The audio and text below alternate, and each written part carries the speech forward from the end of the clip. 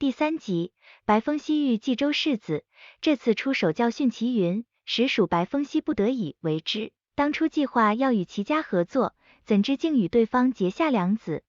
然而黑风夕对此完全不在意，仿佛能够笃定一切都在他全盘掌握之中，唯有在合作时表现越强势，所得到的东西就会越多。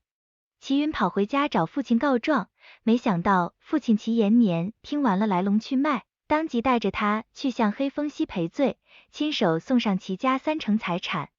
不过齐延年也是抱有目的而来，希望黑风夕能帮自己拿到官盐买卖的檄文。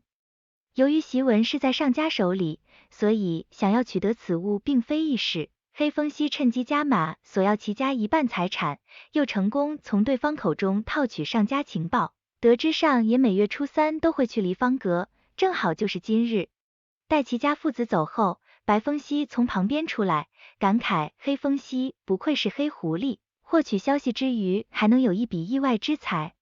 转眼已是傍晚，白风夕跟着黑风夕来到梨芳阁，忍不住吐槽台上的姑娘跳着勾魂舞，也只有那些如饥似渴的男人才会被射破。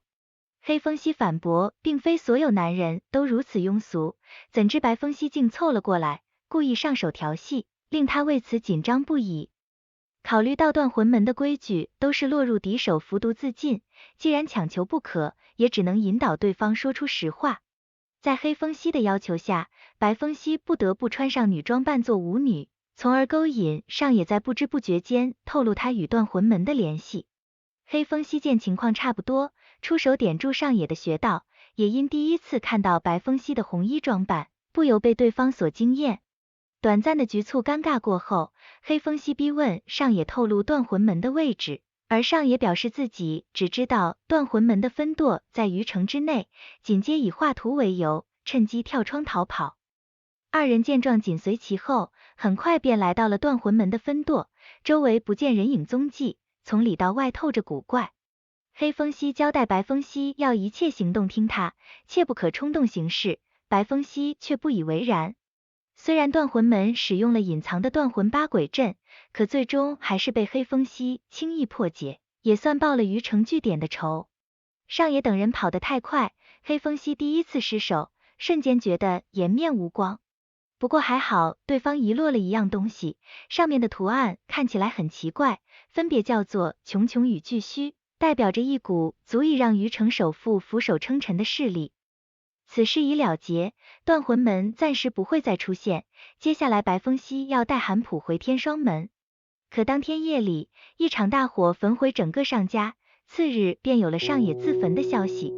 白风夕误会黑风夕故意为之，如此能够谋得2家财产，还能落得个好名声，当场斥责他是狡猾奸诈且自私无心的黑狐狸。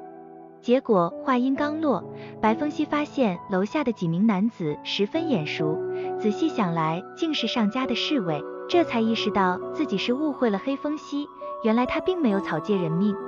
黑风夕承认自己没有想到上野能够毫不犹豫地烧毁万贯家财，临走时还不忘妻儿，说明人性未绝，倾国财富当舍即舍，也算是个人物。正因如此，白风夕觉得方才太过冲动，于是牵起韩普转身就走，一边走还一边自责懊恼。恰巧白风夕发现2只受伤的小鸟，一黑一白甚是讨喜，所以便和黑风夕商量，2人各自抚养1只，也算是行善积德。离开了余城之后，白风夕带着韩普来到商州太镇，还得再翻一座大山才能抵达天双门。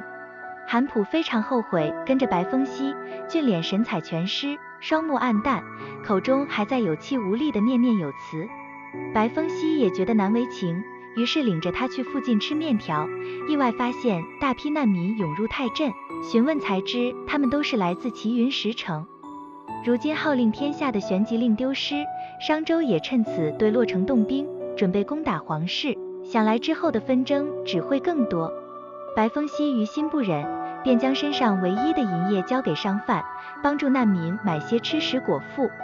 黑风夕同样留意到沿途的难民，断定商王在试探皇室的底线，而他绝不会任由这等草包渔夫乱了计谋。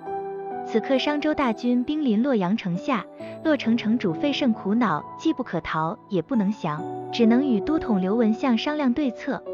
天下第一公子玉无缘突然只身前来，直言洛城已是死局，他愿亲自出面劝说商王退兵。白风夕带着韩普在山上烤鱼，奈何韩普吹火太用力，令他一张白脸变成黑白相间的花脸。